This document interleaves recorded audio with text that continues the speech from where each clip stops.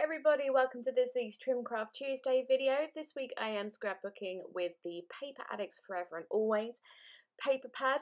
Now this video is actually quite a short one because this is one of those layouts where you put most of your time into doing the prep work, and then once that's all done, the layout's quite easy to put together, but the prep work is basically fussy cutting, and I'm not going to show you much of that on video because that is not very interesting to watch. So with when I first looked through this paper pad on video, actually when I did my DT unboxing, there was that page, the one that's towards the right at the moment, which has like the cascading flowers on the peachy umber sort of colour, and as soon as I saw that paper I had the idea of taking the cascading flowers idea and fussy cutting one of the other papers with all the flowers on, and then just having flowers fall down the entire layout. So that's what I'm doing here, taking that paper and fussy cutting out all of them, I think. Did I do the whole page? Yeah, no, I did the whole page, and then once I've done that page,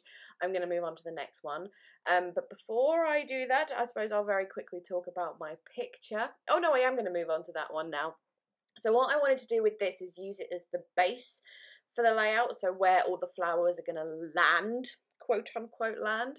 So I've kind of just vaguely traced a line, I haven't done it physically, just like with my eyes, to fussy cut around like just some of the flowers, so that when I glue this strip on it looks really natural, and like there's some flowers sticking up, some are higher than others.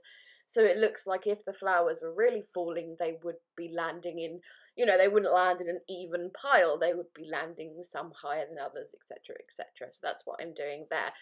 Okay, now I'll talk about the picture. It's quite a big one, as you can see. I do think I cut it down, but it is a picture of my mum, my eldest sister, and me on my sister's 21st birthday. I haven't guessed that. She's got a badge that says 21, and that's how I worked it out.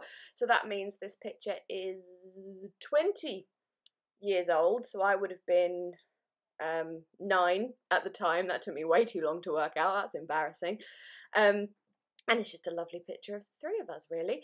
So, and I wanted it to be an outdoor picture for the whole cascading flowers thing. I didn't think an indoor picture would quite work. Although I feel like if it's a wedding picture, that would work. But I don't really have many of those to scrapbook. So I'm just back in my picture. I cut it down just a little bit because I was finding the size a little bit too much. So I've just cut off a top about an inch, maybe just under. So it's quite a long picture, backed it just with one layer that was quite a bright pink, so it would stand out a bit on that orangey background, and then I've propped that, or I'm putting that underneath that strip I've fussy cut at the bottom.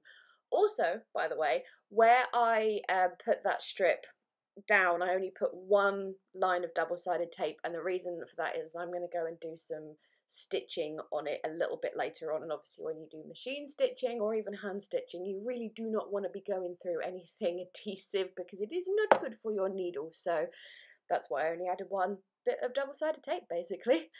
So from here on, for a little bit, I am just putting down all my fussy cut elements.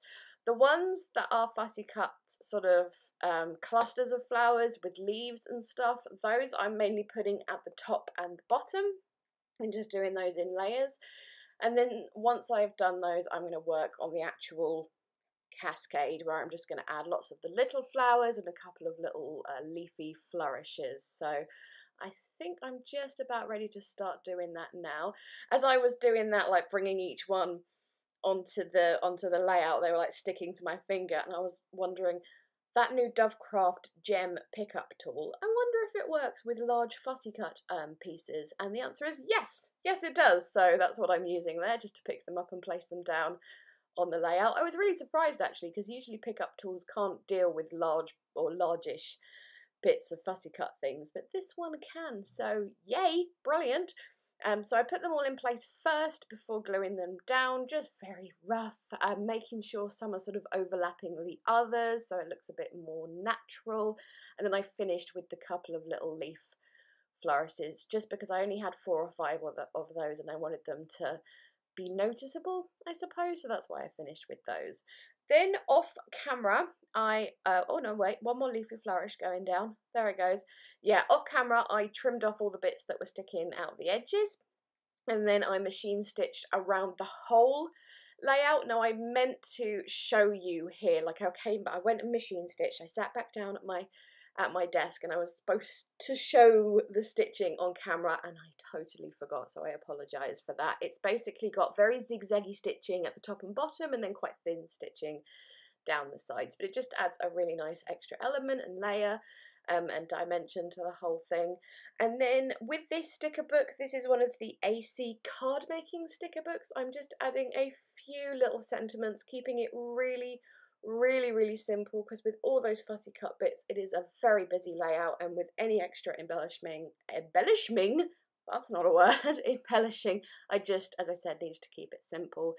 Then I thought some splatters would look pretty. This is Distress Oxide Spray in Picked Raspberry, and that went lovely with these colours. I was really pleased with how that looks, so I added quite a lot of these splatters. But splatters and flowers, especially clusters of flowers and lots of flowers, do tend to go together quite well. And I also did very careful splattering on the photo as well. And then here I'm going to finish up with some I was about to say Nouveau drops, they're not. They're the Dovecraft Pearl Effects in black, 3D Pearl Effects, and just because I had my sentiments and stuff in black, I thought it would be nice to bring that black back again. I really like the contrast between the flowers and the black little specks everywhere. And then here what I'm doing is just tapping those little dots from behind, because that flattens them out excuse me, to be more like enamel dots. And with that, this quick little layout is complete. I say quick, the fussy cutting and everything took a while, but to put together it was quite quick.